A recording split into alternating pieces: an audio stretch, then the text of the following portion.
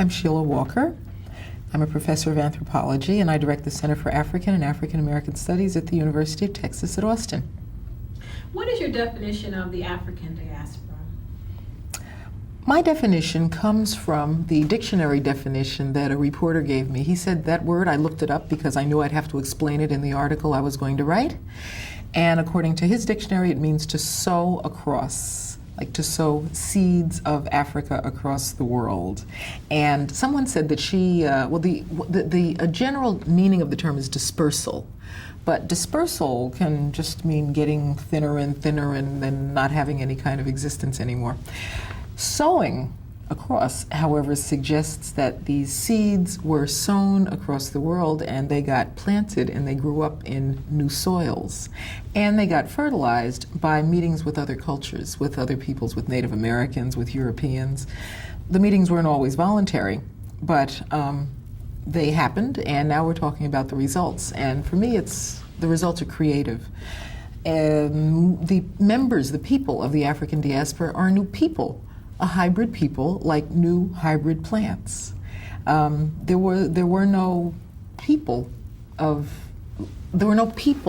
like the African Americans in the entire Western Hemisphere. There weren't any people like us before. There were no cultures like ours before. This was all created in the past 500 years. This is not to say that the African diaspora only exists in the Americas. It exists all around the world. But this is the center of it. Why is discussion about this topic important? Discussion about this topic is important because it's about rectifying the historical record and adding Africa where it's been excluded from consideration, where its presence has been hidden. It has been suggested, and there are scholars who continue to assert that the United States, for example, is a Northern European creation.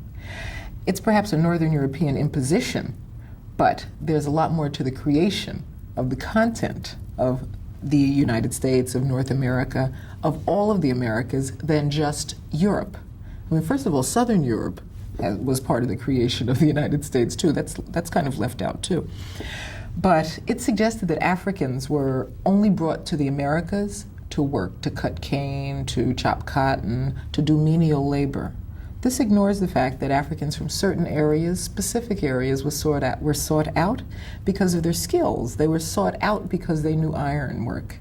They were sought out because they knew how to cultivate rice. Rice culture in the United States is African. Europeans didn't cultivate rice, so how could they teach anybody else to do it? So these truths have been hidden, and I don't think they've been hidden by everyone. One issue is that people haven't known, and those people who have known have not been asked. I mean, obviously, the descendants of the Africans who brought rice culture and other technical skills to the Americas, obviously their descendants knew. They, of course, are dead at this point. But I think no one asked their descendants. I mean, we have to consider that the Americas were built on a myth. The Americas were built on the myth of European discovery of this virgin territory, ignoring the fact that there were all of the millions of Native Americans here already who were decimated.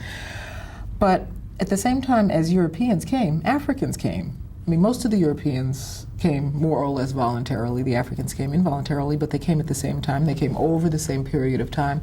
There were, at different times, more Africans than Europeans in different areas of the Americas, and culture doesn't stay in a box. Africans were at the bottom of the social structure, mostly, but that doesn't mean that culture filters down from the top. On the contrary, if we look at the ways in which popular culture, and much popular culture of the Americas is of African origin, if we look at the way in which this popular culture has influenced the entire planet, then we know, if we look at it honestly, that culture doesn't just filter from the owners of the society to the victims of the owners of the society. If that were the case, then nobody in Japan would be playing reggae or salsa. How does this focus on the concept of diaspora differ from traditional African American studies, if it does? Well, traditional African American studies in the United States, and I guess that's the only place where we have had African American studies on the earth, has mainly focused on the United States, and it's focused on U.S. history, literature of African Americans, sociology of African Americans, African American in the limited hegemonic sense, not in the inclusive sense in which we can really understand ourselves and each other. So a major issue of diaspora studies is to study at least all of the Americas, from Argentina to Canada, because there are, of course, people of African origin from Argentina to Canada. So, first of all, there's a geographic inclusiveness. And so, ideally, when we talk about America, we mean the Americas, and we mean the whole thing, as opposed to America meaning the United States. That just gets on my nerves. I mean, the limitedness of it annoys me, because it's wrong. And it's hegemonic, and that's not cool. But I think a really important reason for looking at the diaspora in its entirety, even if you just want to study one little piece of it, is that I don't think we can understand ourselves unless we really look at ourselves in the larger schema. I went to Brazil to do research on Afro-Brazilian culture, and one of the most important results of my research on these people I went to look at as the other was that I learned about me, us. I got answers to elements of African American culture in the United States that I hadn't understood. And it was only in looking at these other people whom I thought these other people were going to be different. They were the key to me, to us. So I think that we can't understand ourselves completely unless we understand ourselves in comparison to other people who share some of the exact same experiences as our ancestors, because we shouldn't forget their ancestors and our ancestors just happened to get on different boats and get off at different stops, but they all came across that middle passage. They all survived that middle passage. One boat went to New York and one boat went to Montevideo, but that wasn't voluntary. They didn't choose the destinations. So I think a really important issue is that I don't think we can really understand ourselves without understanding others. And one of the issues in the Americas is that the definition of reality hasn't been constructed in the same way. In the United States, there is black and then there is white, and there's nothing in between. This doesn't make sense in the rest of the Americas, in which almost everything is someplace in between. And the definition of what's black and what's white, I mean, in Brazil, for example, those are descriptive terms. So the people we call white here, if they're not white, might not be called white in Brazil. And black is a descriptive term. It's not necessarily good or bad, it's descriptive. But a lot of the people who in the United States are considered black, in Brazil, they're not black. I'm not sure which situation is better. They're probably both equally good and bad. But knowing that there is this alternative makes us know that these are social constructions. And the way it is here could be different, and the way it is there could be different. But we in the United States tend to think that the way we've figured it out, that's the way it is. And every place else is just some variation on the way we figured it out. And we've got it right, and they haven't figured it out right yet. Like, we, for example, want to know, well, are you black or are you white? Well, somebody in Brazil really doesn't have an answer to that.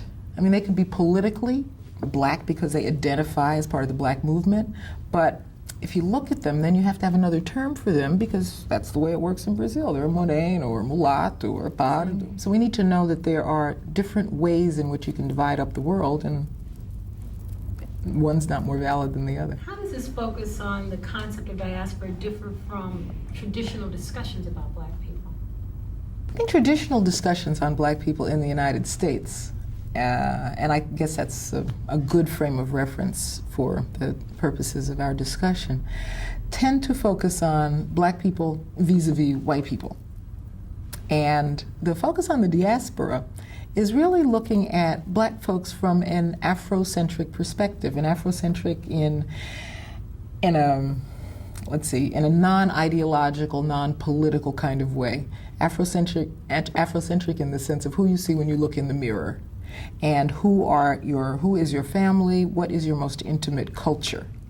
And so that's non-ideological, that's just empirical, that's just everybody's got to be centered on something, and I think it's best to be centered on the person you see when you look in the mirror. So I think the value of looking at the African diaspora and the value of looking at it in the way in which those of us who are looking at it in the context of this conference are doing is we're looking at it from the inside. We're talking about us. We're not talking about ourselves in relationship to somebody who's non-us. We're talking about us among ourselves. How are we related to each other? How are we related to our African origins? How are these origins and how is the evolution of our contemporary cultures related to others we met along the way? Native Americans, different Europeans. I mean, one of the things that we in the United States tend to do is look at Europeans as if they're all the same. Portuguese people and British people, I don't think they see each other as the same. I think they see each other as being very different from each other. And so I think we need to consider that some Africans left Central Africa, Bantu-speaking people. They were the majority of the people who came to the Americas, and they came over the longest period of time. Some of them landed in the United States, some of them landed in Brazil. Many more landed in Brazil than in the United States. They met different Europeans, and that made a difference. That's one of the reasons why their culture is different from our culture at this point. So we have similar Africans meeting different Europeans. We also have different Africans meeting similar Europeans. So the African diaspora is a pretty complex place, and there's a lot for us to figure out. Is this primarily or merely a discussion about race, or is it about other issues like culture, politics? Is it bigger than those issues? As an anthropologist, I learned about race, and what I think anthropologists have concluded, and I think anthropologists created the idea in the first place, is that there's no such thing as race, or whatever that is undefinable. One of the problems is, well, say you have somebody of one race, and what I learned was there were 3 or maybe 5. There was the Negroid, the Caucasoid, and the Mongoloid race. So everybody had to be kind of squeezed into those 3 categories somehow. And then there were the Aboriginal Australians who were kind of Negroid and kind of Caucasoid, and what did you do with them? You know, where do they fit? This is one of those Northern European concepts, one of those either-or kind of concepts. And given that people have been moving around the planet for a long time, they've gotten sufficiently, they've met each other. And so those 3 categories, they're a bunch of people who don't fit into any of them very neatly. So, but in the United States, we've defined folks according to race. So this is not about race, since we're not sure what that is anyway. What this is about is place of origin, way of leaving that place of origin and arriving in a new place, and meeting up with new people. Now, that obviously happened in the context of power relations. Otherwise, Africans wouldn't have left Africa. They were obliged to do so by Europeans. So there was a very unequal kind of power relationship there.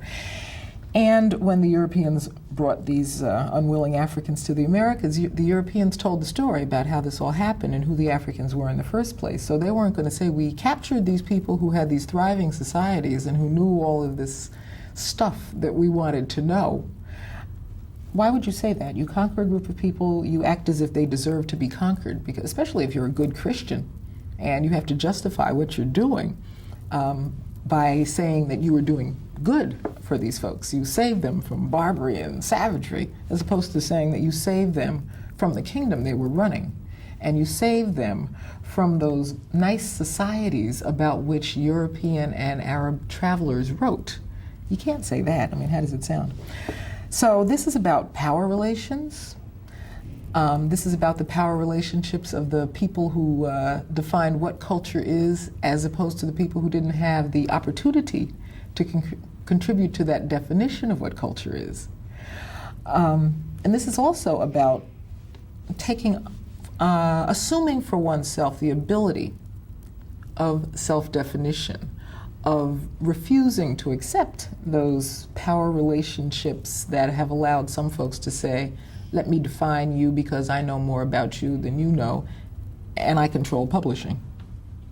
This is about the actors of the societies in question in the African diaspora saying, excuse me, let me tell you my story for myself in the way I live it, because you don't understand me.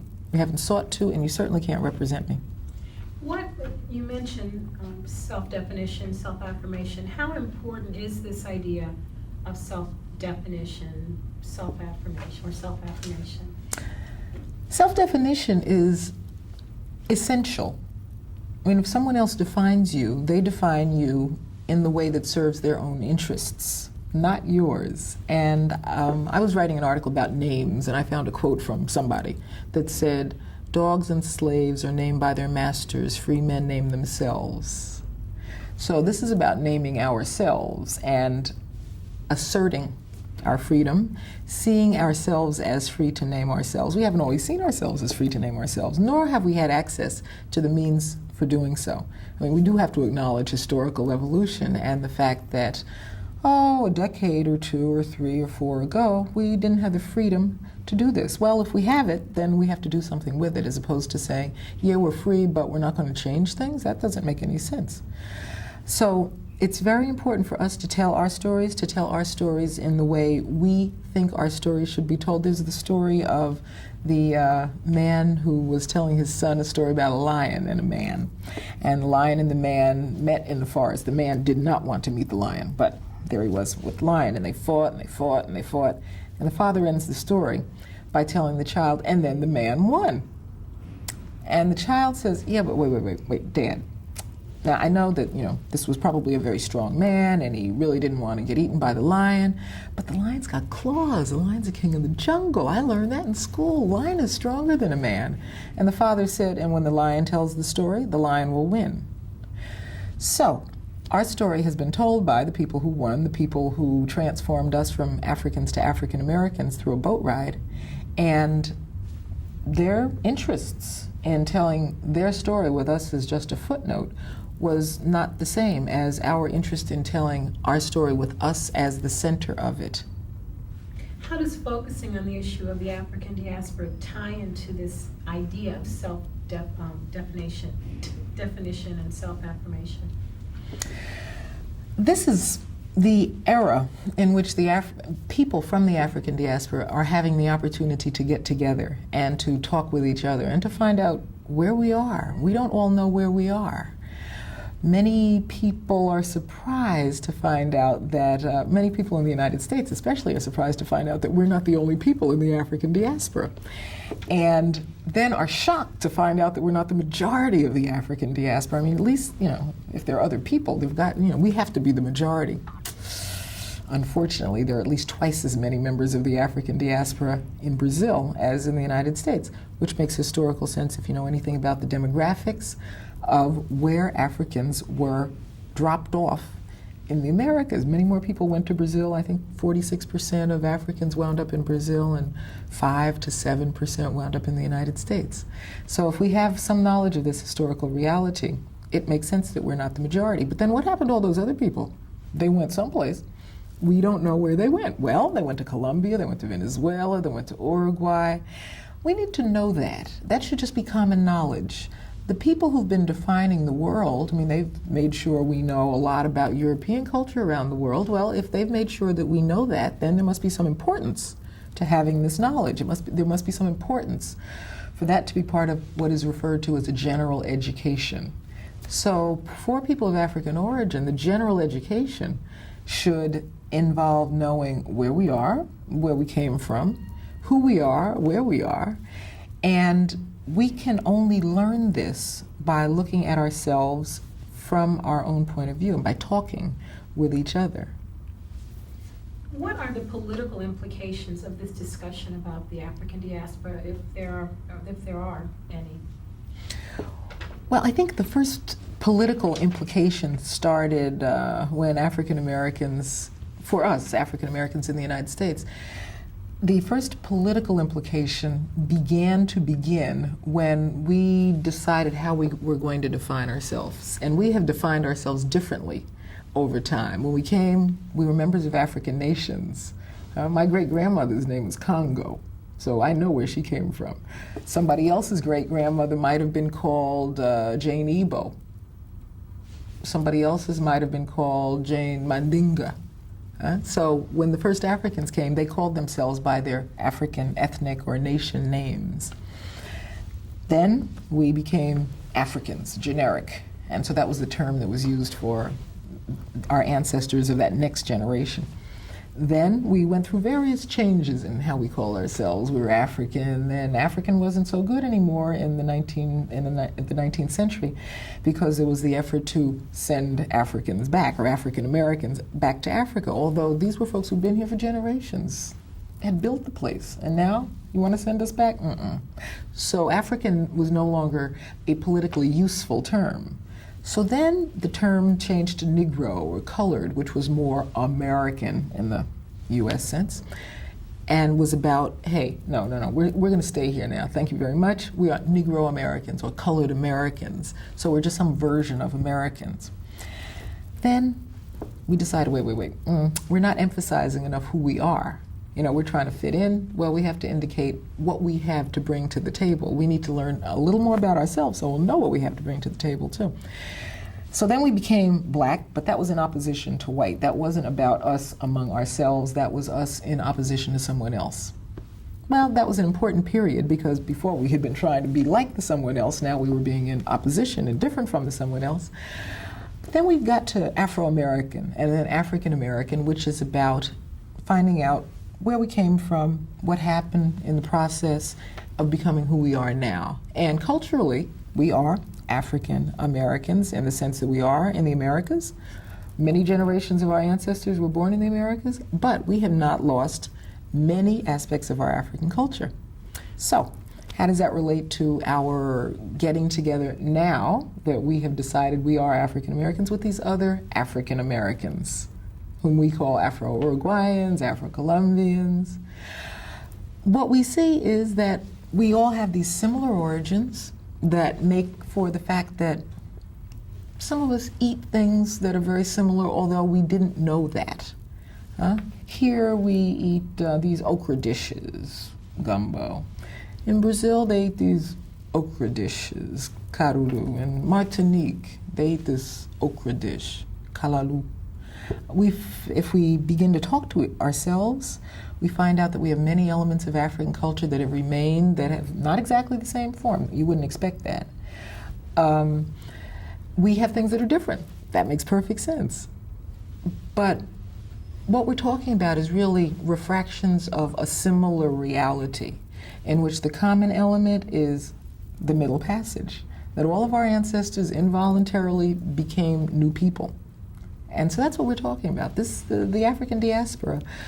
We need to understand that, first of all, the African diaspora is a major part of the creation of the basic fabric of the Americas. Now, we were never told that, and nobody was going to tell us that either. It's up to us to tell ourselves that, and then to tell everybody else in the society that. Another important element of the African diaspora for all of us is that it's not only about people of recent African origin. Recent is important here because we know that there was that first African diaspora, and this is not an Afrocentric plot. The people who found Lucy in Ethiopia, the first human being, were not of African origin. They were not Afrocentric. They were looking for the earliest human. They found the earliest human in East Africa. So the first African diaspora was all humans from East Africa. But if we look at this most recent African diaspora, it suggested that African Americans have one culture and Euro-Americans have another culture. The mainstream in the Americas is a rainbow, and Africa's a major part of it. If the Americas aren't Europe, why? Africa. If in the United States people say things like, wow, they think it's British. They don't say that in England. They say it in Senegal. Wow means yes in Wolof. So now we talk about multicultural education. There are these people who are against multicultural education. It's too late. They have Africa as a part of their daily culture, whether they like it or not. And so part of what the discussion of the African diaspora is not just where people of African origin wound up in the Americas, but it's also how African culture has permeated the culture of the Americas and lots of the rest of the world. Would you talk a little bit about the differences between terms Afrocentric and the African diaspora? Afrocentrism is about how you're looking at the world, what your point of view is in looking at the world. And people of African origin are certainly not, by definition, Afrocentric. Many people of African origin have learned a Eurocentric perspective. They have learned to look at themselves and their culture from the perspective of someone other than who they see in the mirror. And that's a logical result of the educational process. There are very few places where you can get an Afrocentric education, even in much of Africa, because of colonialism. French-speaking Africans used to learn that their ancestors were the Gauls, the ancestors of the French, because they were using these French books. So they'd read them, and nos ancêtres les Gaulois, our ancestors the Gauls. So that Africans, as well as African Americans, have had Eurocentric educations. Afrocentrism has become a kind of a political ideological position in the United States, and that there are people who write books about Afrocentrism that are their specific definitions.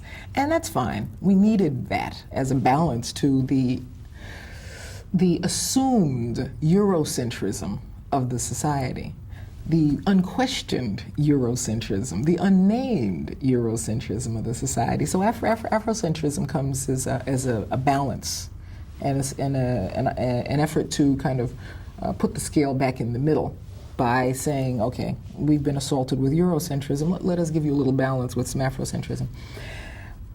But that's a specific stance. I think that from my perspective, Afrocentrism is just about one's own concentric circles. If one is someone of African origin and someone who has been defined and is reacted to as someone of African origin.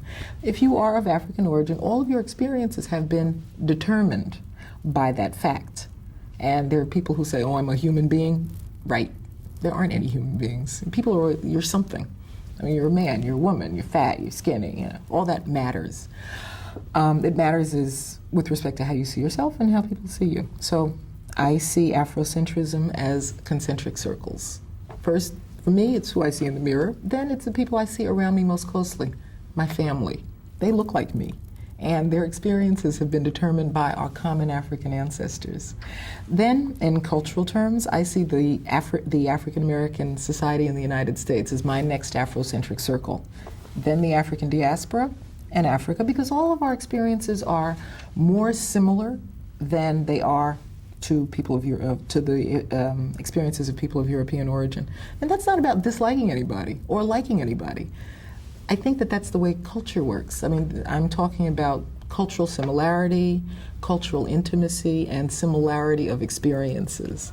And I think that the African diaspora is one of those concentric circles. I mean, for people in the United States, there's our African American United States culture, but then the next circle with respect to cultural similarity and experiential similarity is the African diaspora in the Americas. And you realize that if you go to Africa with people from other parts of the African diaspora, where Africans have their ethnic groups, Yorubas, Igbos, sometimes they like each other, sometimes they don't. Well, when you go to Africa, and you're a group from different places in the African diaspora, as opposed to just United States, what you find is the folks from the United States and the folks from the Caribbean and the folks from South America in Africa become sort of the diasporan ethnic group vis-a-vis the African ethnic groups. So that's my way of seeing Afrocentrism, and I like my way of seeing Afrocentrism. The African diaspora is just an historical fact. It's not a perspective. There have been people of Africa dispersed around the planet. We had a job candidate who said he didn't believe in the African diaspora. Well, that's like not believing that oak trees drop acorns that create new oak trees. Is it a concept? The African diaspora? I think you can look at the African diaspora as a concept. I think, first of all, the African diaspora is an historic reality. It is also a way of looking at people of African origin. you can look at the African diaspora in a broader or a more narrow way. I think we tend to look at it mainly with respect to the peri-Atlantic world, and we tend to look at it as a one-way trip to the Americas. But we can look at the African diaspora, and that's the majority. So that's fair, statistically speaking. But I think it's also useful to look at the African diaspora as a continuing process. It didn't just happen and stop. If we look at the building of the Panama Canal, the building of the Panama Canal created a whole new diaspora of people from different areas of the Caribbean who went to Panama, and they became Panamanians. So there's this whole group of re-diasporaed people of African origin who become something else. So it continues. I mean, now there are these populations in Europe and in France of folks whose ancestors were brought to the Americas, and then the descendants of these ancestors went to Europe, met Africans from Africa. So this is a continuing process. What do you see as the benefits of this focus on diaspora and for whom? I see the benefit of the focus on the diaspora as good for everybody. I think it's good for people in the United States who have been taught to see ourselves as an oppressed minority. I have difficulty seeing myself as part of an oppressed minority when I think of myself as part of a transnational reality of people of the African diaspora in the world, particularly in the Americas, because I've never been to the Gulf states and met people of African origin there. But I can't see myself as an oppressed minority because I'm aware that, I don't feel oppressed because I'm aware of how much of this society wouldn't be here if it weren't for my ancestors. I'm so aware of their contributions to the creation of this society. And I'm also aware that the attempts to oppress us have obviously not worked, because we would have been eliminated, we would have been sent back to Africa, and in spite of the negative portrayal that the media gives of too many of us without the appropriate balance, well, first I'm aware that that's not true, and I'm aware that all over the place, there are people like me who've had similar experiences. So it's hard to see yourself as a minority when you know that you're part of a larger majority if you don't see your world as stopping at the end of some national boundaries. For example, I travel in the Americas. I go to Brazil and I'm at home. And they don't call me a gringa, they call me a sister. I go to Uruguay, I'm at home. And I know folks from the United States who feel like a foreigner in those places. Well, I don't feel like a foreigner because people welcome me. I go to Colombia and I feel at home and people welcome me. They take me home with them. I go to Africa, all different places in Africa. The advantage of being a member of the diasporan ethnic group is we don't have one place in Africa. We're the ultimate Pan-Africanism, the ultimate Pan-Africanists, or the ultimate Pan-Africans, because our people are from different places in Africa. And that's just an empirical reality. So we're this wonderful synthesis. So if you see yourself as part of a wonderful synthesis, then you can't see yourself as an oppressed minority. If you see yourself as the sine qua non, without which it wouldn't be, you can't see yourself as not a part of the mainstream of American culture and American in the hemispheric sense. I mean, when I think of Argentina now, I think of tango and I think of it as my dance because I know it's a Central African dance. How can I feel like a part of an oppressed minority limited to the United States when I know that if I go to hear a symphonic concert and I hear Dvorak's New World Symphony, I'm in there. Dvorak was invited to the United States to create a new music to reflect the United States as a nation. And when he came, he heard some Native American music and he heard some African American spirituals, and he said, "You have a national music already. Here it is." And when he created the New World Symphony, this European, apparently a major theme in this is African American spirituals. There's a man, Harry T. Burleigh, who is an influence in this piece of European classical music. Well, I think what we need to know as a people is that the African diaspora is all over. If people in Europe and in Asia, if you ask them, what do you know about the United States? Depending upon which era it is, it'll be James Brown, Michael Jackson, Magic Johnson. The popular cultural reference for the United States outside of the United States are largely African American. If we know that, then how are we going to feel like an oppressed minority within the walls of the United States? I mean, I think the issue is not to see the walls, but to see the ways of connecting with people out there. And if you are aware of the African diaspora, one of the things you can be conscious of is that when you go elsewhere in the world, there are people who are going to just connect with you on the basis of, well, hey, you're from Martinique and I'm from the United States and here we are in Hong Kong and we have similarities, let's go eat some okra. What issues do you think people need to take into consideration when discussing this topic of diaspora? I think we need to consider that it's a new concept for almost everyone. The term diaspora has been used as if it belongs to Jewish people, for example.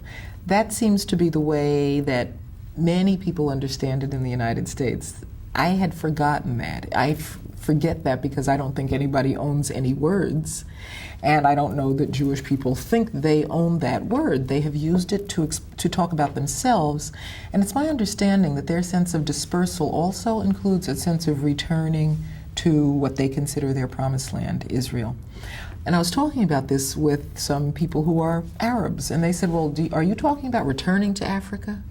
And I think that the use that African Americans have made of the term diaspora is different in that it doesn't have a sense of return to Africa in any kind of physical sense. It's not even really about returning to Africa as an aspiration.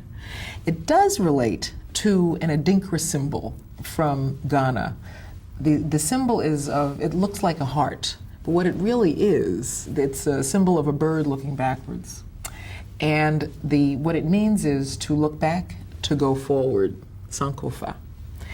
Well, I think that that's what Africa is to African Americans in the diaspora, as opposed to a place to want to return to. It's a place to look back to for something good that you got from there that you weren't necessarily taught about. So there's this intellectual hiatus that we need to fill.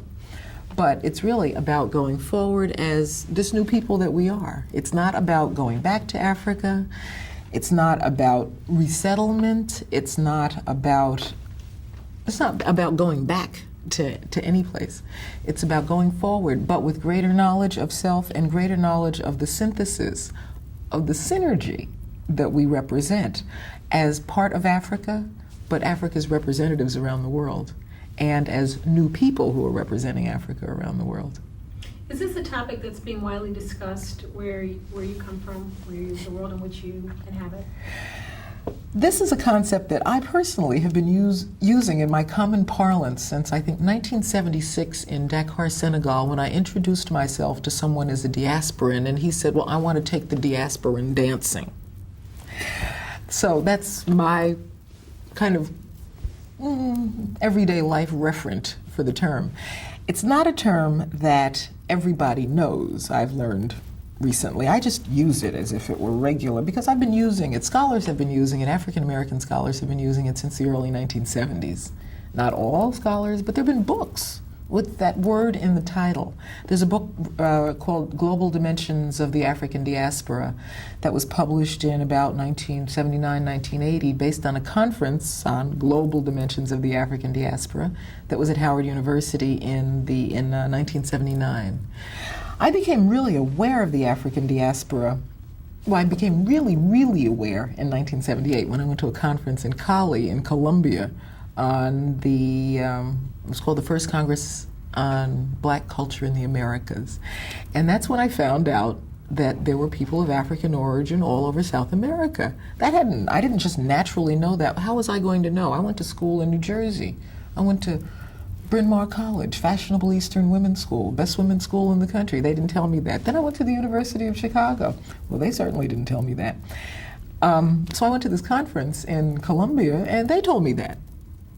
I went to a town on the Pacific coast of Colombia. I'd gone to the Caribbean coast, and there were all these people of African origin. So I thought, okay, Caribbean. Pacific coast of South America, I didn't expect to find these folks there, and there they were. And there wasn't a lot of miscegenation. There were a lot of people who looked like they could still be in Africa. So that's when I discovered the African diaspora in a very concrete kind of way. And then I met somebody from Ecuador. I thought, Ecuador, we don't learn a lot about Ecuador either here. And this was a man of obvious African origin. And I said, oh, I didn't know there were black folks in Ecuador. And he said, dance with me, that way you'll really know. So clearly that was a brother. But it's not a commonly used term here in the United States or elsewhere in the African diaspora. Why should we assume that people in Brazil have had more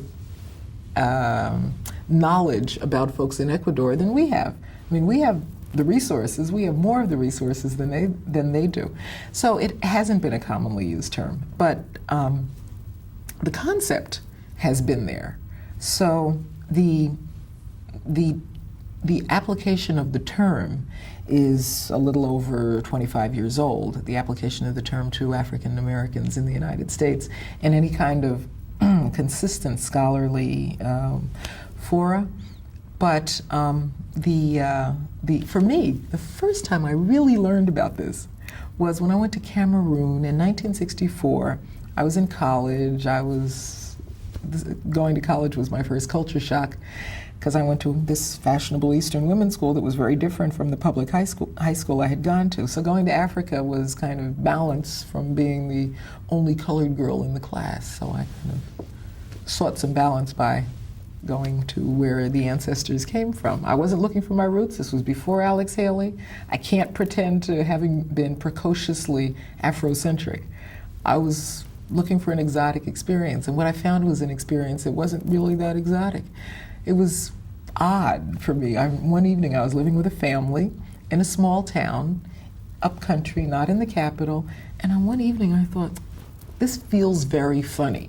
And what felt funny was that I looked at these Africans, these foreigners, these people who were supposed to be so different, and I thought, if it weren't for the fact that they're not speaking English, that they're speaking either French or Bamoun, we could be in East Orange, New Jersey. Now that's what felt so funny, the sense of similarity.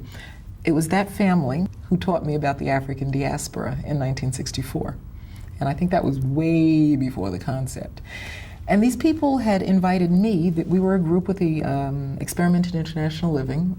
At that point there was never more than one token, person of African origin, and I was the token. There were four of us college students, and the family that had organized our stay there, because they had sent their son to the States and he had learned English and had a host family through the Experiment in International Living, they had decided to share their culture with these Americans, just like U.S. culture had been shared with them, and they were proud of it, and they thought they had a lot to share. Well, they chose me to live with them, as opposed to any of the other people. And why did they choose me? Because I was an African American. Now, I didn't get that, because this was before Alex Haley raised our consciousnesses to our African origin. This was when people said, why you want to go to Africa? You ain't left nothing, no Africa. You know, that was when all of our ancestors were Native Americans, especially our grandmothers. And my grandmother, Jane Congo, was an Indian, I was told.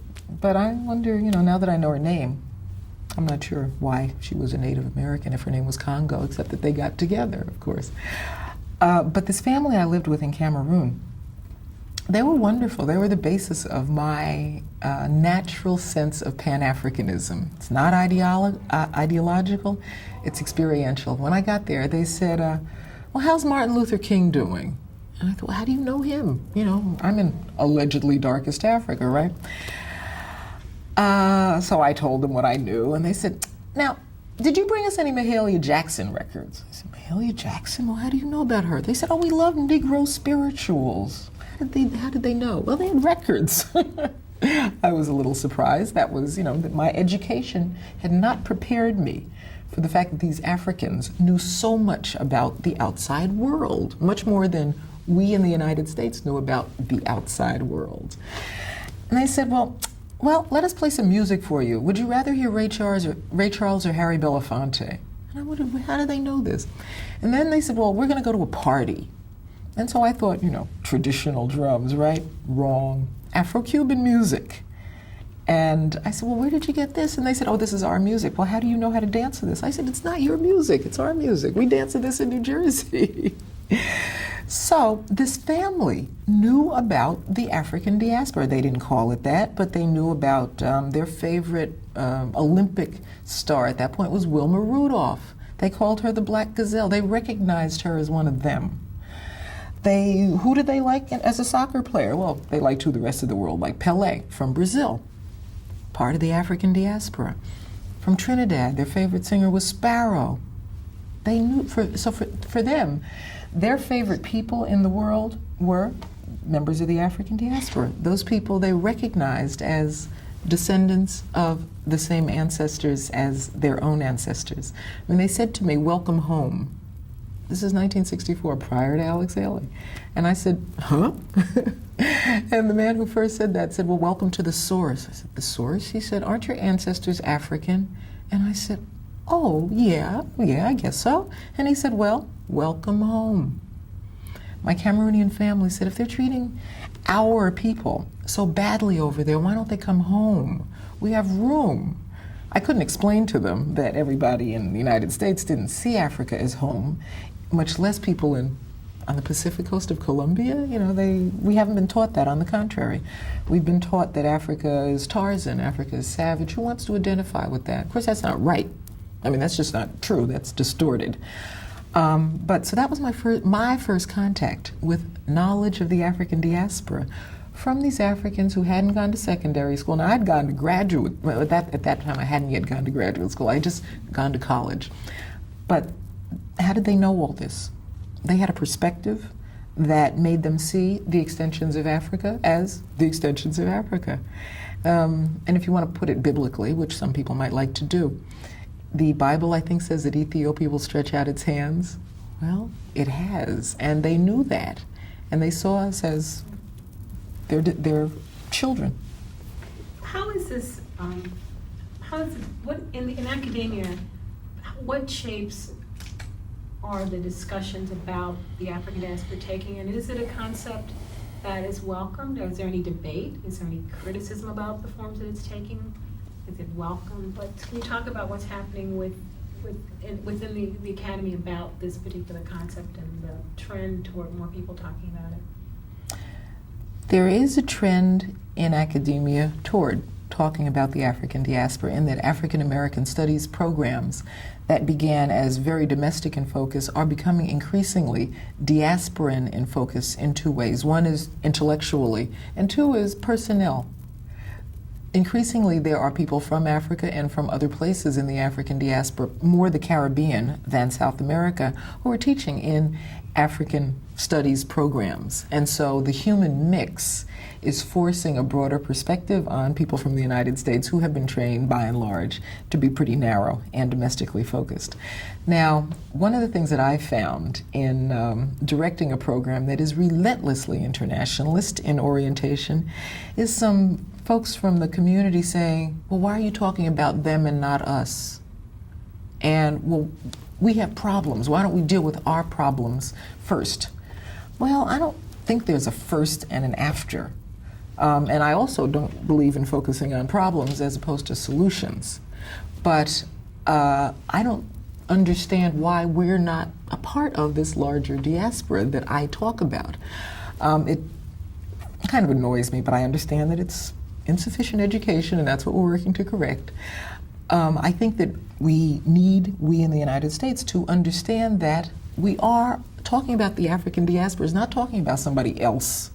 It's talking about us. It's just talking about us in a broader way. Of course, talking about the African diaspora requires some skills that our educational system in the United States, I don't know if it actively discourages the acquisition of these skills, but it certainly does not help. And that's language skills. The African diaspora doesn't speak English. The first language in the African diaspora is Portuguese. And we don't necessarily even know that Brazil is the major society of the African diaspora and that it speaks Portuguese, not Spanish. We need to know that Spanish is a major language of the African diaspora. Apparently there's an issue of, well, are you black or are you Hispanic? Well, there are a lot of folks for whom that's not an either or. There are Afro-Hispanics, of course. The boats went all over the place. There are people of African origin who speak Dutch because they're in Suriname and the Netherlands Antilles. There are people who speak French. There are people who speak Creole. There are people who speak all of the languages of the Europeans who colonized the Americas. So if we're going to talk about the African diaspora, then we need to learn some of those skills. We need to learn language skills. And the United States school system, in its kind of English-only narrow worldview, doesn't make it easy for us to study the African diaspora. It doesn't make it easy for us to talk to each other because we think English should be sufficient, which it clearly isn't. But one of the evidences that there is increased interest in the African diaspora as a whole is that there are more and more conferences that are about the African diaspora.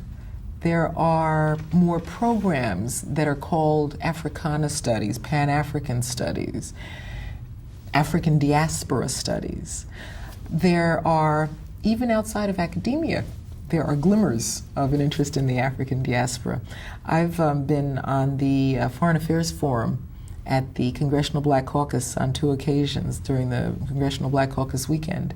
And amidst a discussion that by and large focuses on African politics and the relationship between African politics and U.S. foreign policy, I've been asked to talk about the African diaspora and its policy implications for the United States. Increasingly also, there are books about the African diaspora or about the culture of African origin elsewhere, books on Rumba that talk about the Africanity of Cuba, there are books on foods that talk about the African foods of the Americas, that talk about the African Atlantic culinary tradition. And essentially what that tells us is more about our daily life. I mean, that helps us understand what we eat. I mean, I don't think that some people see this idea of the African diaspora as something exotic and foreign and strange. It's what we eat. It's what we say. It's how we dance. It's our music. What the diaspora concept is about is just understanding what we already know, but we don't know enough about our own behavior to understand, 1, its origins, 2, how it created a new synergy with what it found, and 3, how it's connected to other people on the planet. You see lots of young people, and not just young people, but African pattern clothing, mud cloth, kente cloth. Where does this visual display of African garb fit into the concept of the diaspora? And is it a reflection of the diaspora? Is it a fashion trend? I think it's wonderful that African Americans and even non-African Americans are wearing cloths of African origin, kente cloth, what is called mud cloth, even if they're wearing it without knowing what they're doing. I think it's better to do yourself rather than doing someone else. And I do think it reflects a growing African consciousness, even if it's not totally accurate, even if it's based on myths.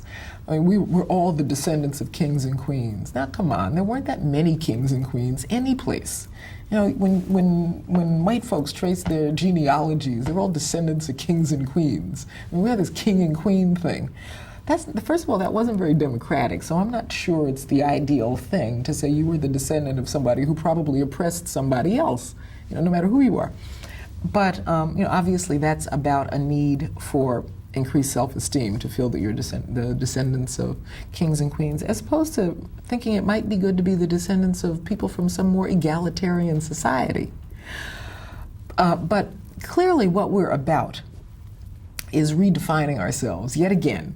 I mean, we've had to redefine ourselves since the arrival of people of African origin in the Americas. When you arrive and you're stripped of everything, then you have to start off by doing a redefinition.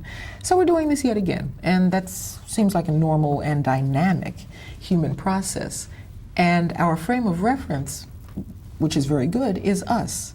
I mean, if you look at hairstyles, the hairstyles with the designs in them that mainly men were wearing, that's a great Afrocentric expression, because that's saying I like the fact that I have sculptable hair as opposed to wanting your hair to be like someone else's hair. It's not. So it's about emphasizing who you are as opposed to trying to be somebody you're not, and about being the best version of what you are. I also think that it's good that African cloth just become, and African patterns and African aesthetics and African things just be a regular part of world culture, because that's exactly what should have been the case. Had the Americas not mythologized the history of African Americans, it wouldn't be necessary for there to be an Afrocentric movement. If history had been told in an inclusive way, then it would be unnecessary to rectify the story. But if I think of the kinds of things I learned in graduate school at the University of Chicago, major institution, that defined what knowledge was, that defined what valid human experience was, I learned that during slavery, African Americans had acquired this Sambo personality. I learned that African Americans had been passive, and that we had acquired this pathologically passive personality as a result of slavery. I learned that African culture had been lost. I learned that we had not contributed anything to society. This is the stuff I learned, and I went to the major educational institutions in the United States. All this was about invalidating my existence, my reality, my experiences. What years are we talking about? We're talking about graduate school, 1966 to 1976. In the same graduate school, I could have learned about the African presence in the Gullah language of the people of South Carolina and Georgia. I could have learned that because there was a book written by someone from Chicago, but that wasn't what was selected to be taught to me as a part of valid knowledge. I wrote some papers on things African American, and I talked some things about African Americans, and I was corrected. For example, I talked about the mainstreaming of some African American terms, like nitty-gritty. My professor corrected me. He told me it was gritty-nitty. I wondered how he was supposed to know, but he was a professor. I talked about, in talking about African American culture, because at that point, this was the 60s, there was some suggestion that maybe we did have a culture, maybe, but it wasn't the anthropologists at the University of Chicago who said this. And so when I talked about elements of African American culture, like, for example, playing the dozens, the ritual insults that are part of African American culture, one of my professors said, the dozens are dead. A Euro-American adult, all of which are incompatible categories with playing the dozens. He told me the dozens were dead. Well, a friend of mine who had African American kids said, he better tell my kids that the dozens are dead because they don't know it. They're playing the dozens now. So, had our history been told in an appropriate way, we wouldn't have to do this. I mean, I shouldn't have been miseducated in graduate school. Now, fortunately, some of what we were taught was so unreasonable as compared to my experience. And I checked this with my mother, who's not a scholar, and she said, no, we're not like that. Because I couldn't learn it very well because it seemed incompatible. And that's okay, because what that made me do was have to become a part of the solution to the problem of this miseducation. Carter G. Woodson wrote a book in 1934 called The Miseducation of the Negro. Well, he could have, if he were reincarnated at this point, and that would be good because he could see what his African American History Month has become. If he were reincarnated, he'd probably have to write the miseducation of everybody about the Negro and about the Negro-ness of the culture of the Americas. Do you have any concerns as an educator about the students that you're engaging with as it relates to their take on the African diaspora concept, how they're perceiving it, how they're translating it, and what they will do with it ultimately based on the way they're manifesting it currently? I'm horrified at the way in which the U.S. educational system is not bothering to educate kids, and the way in which students arrive at college after a good high school education and know so little about the world. I am really horrified that African American kids arrive at a major institution and know so little about themselves. This is not the 50s. This is the 90s. I mean, we've had integration for quite a while. African Americans have demanded a presence in institutions and are here, not in adequate numbers, but are here. And I don't understand what happened in the educational system. I mean, it seems to me that a lot of knowledge, a lot of correct knowledge, and a lot of knowledge for the purpose of correction has been generated in the past 20 years. And I am horrified that that knowledge remains among a small intellectual set of university types.